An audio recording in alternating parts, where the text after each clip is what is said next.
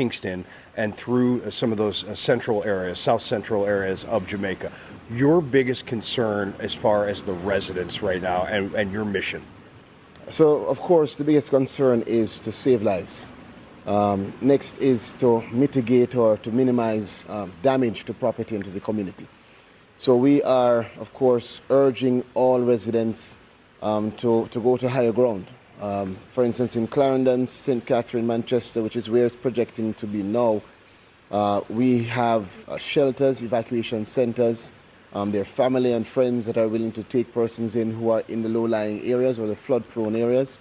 And so we've already activated our communication protocol. And we've asked residents, and we want to urge residents who are listening, who are watching, to take this very, very seriously. The last time we had any landfall of a hurricane was in 2012 with Hurricane Sandy, and that was a Category 1. And there was significant destruction to bridges and to infrastructure, also to homes. So if we juxtapose that, look on what happened with us with Beryl, which was just the outer bands, it means we are looking on significant damage if this continues along this current trajectory. So we've asked persons to not wait until it gets to a point that it's difficult to evacuate or to save you, but rather to take early action. Several of these residents are very aware because they live in areas where we've had these kind of protocols many times.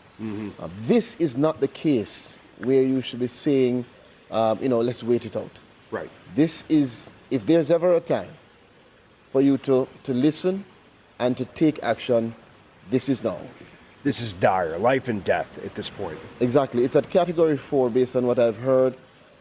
This morning at about 6 o'clock in the Rocky Point area, which is one of the areas along the southern coast, we were already seeing storm surges. Yeah. All right? And we're already hearing the roar and the wrath of the seas. And so it is very important that we take heed now. Another very important message is for persons to secure their identification documents.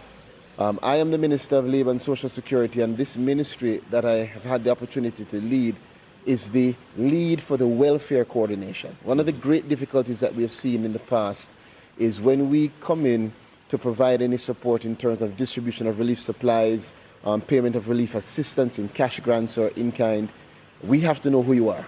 Yeah. And so we have to verify you with your national ID and your TRN. And many times, because of the destruction, persons lose those documents. Right. So we're asking the residents, as you evacuate, take your very important identification documents, secure them, put them in a Ziploc, put them in something that is waterproof, and make sure that you carry them with you. It will ease the burden of the process of providing that relief post-disaster.